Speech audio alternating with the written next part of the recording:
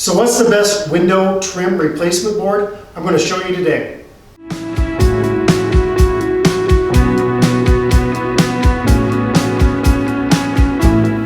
The answer is fiber cement board.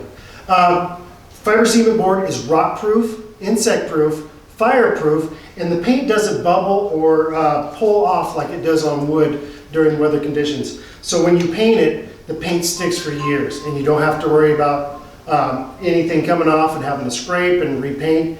We've had it on our house for about 15 years and it's done remarkable. I'm going to replace another window trim today and show you how to do it. And so stay tuned and we'll show you how. The material I'm using today is called Hardy Trim board. It's a great stuff. The Hardy board comes in 12-foot lengths. It's roughly about $130 or $130 a foot. So I'm going to show you how to cut, attach, and caulk these permanent trim boards. So the tools and materials we're going to need are a square, a drill gun with a masonry bit and a Phillips bit, a face mask, ear protection, a measuring tape, marker, pencil or marker, whichever you prefer, a circular saw with a masonry blade, a caulking gun, and the caulking we're going to use on this project, and then a pry bar, and then some screws that are long enough to go penetrate through the wood into the wood on the house. So with that, we'll just go ahead and get started and I'll show you how to do it. As you can see, this is the old wood trim around the window. It's actually rotted off and the paint is popping off as well. So what we're going to do, I'm going to remove this trim and then I'm going to measure, and I'll show you how to do that, and we'll get to cutting.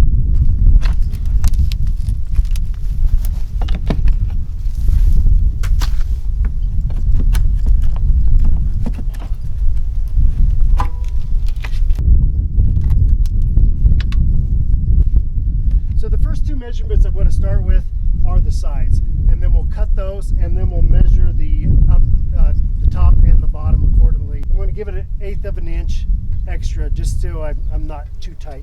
All right, so I've got my measurement. It's 41 3/4. I'm going to go ahead and mark that out. I'm going to mark straight on the measurement on that, and then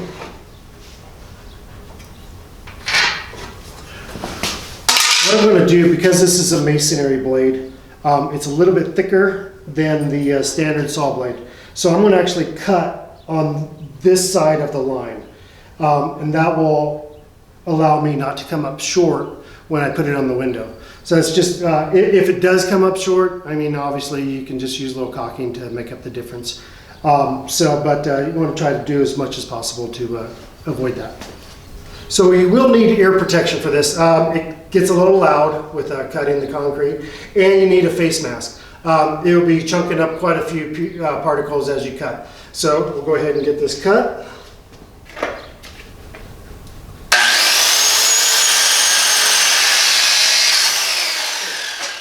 It does throw off quite a bit of dust as well.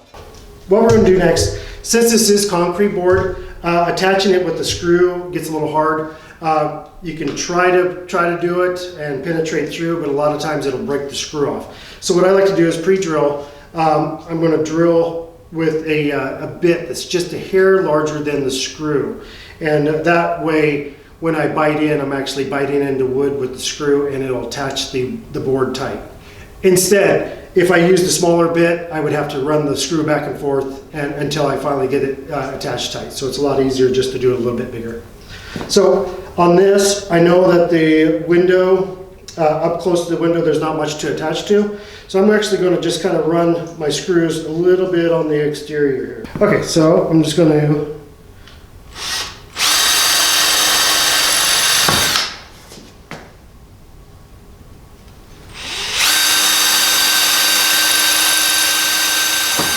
you can see how hard it is, and that's what makes it a permanent repair. Okay, so we got that done. And the next thing we're going to do is, I don't want the screws to be sticking out. So I'm going to go ahead and countersink a little bit, and I'm going to use just a larger bit, roughly about the same size as the screw head. And I'm just going to basically Push that down a little bit. Now that screw is just a little bit below flush. And that's what I want, so I can put a little caulking on that and then I'll paint that.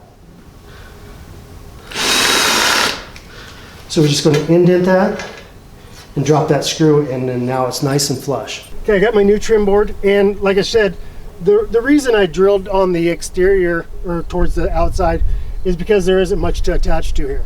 You know, so I take my board. I'm just going to feel with my fingers to make sure it's flush.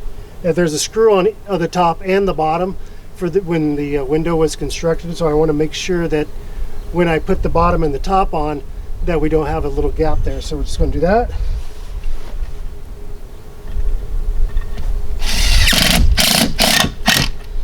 Attach it, and you do have to make sure, like I said, on this, when you're putting in the screws, there's a good chance if you get too aggressive with them, they will break. So just once you feel that it's firmed up, just stop right there.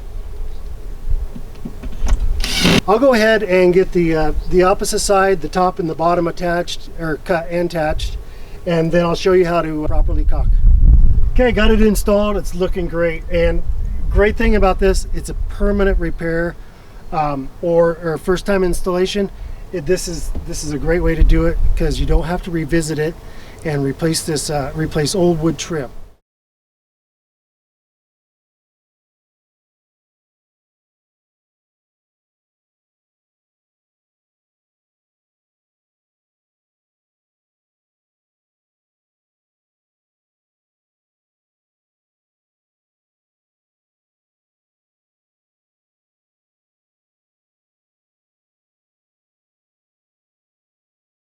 So we're also going to caulk these holes here on the siding that the new trim is sitting on. And the reason for that, I don't want water back there, and mostly I don't want any insects to crawl back here and make nests. So this will actually be caulked all the way around on the top and the bottom. So we're going to caulk on the sides and the bottom to stop any water migration that might happen when we get rain and snow.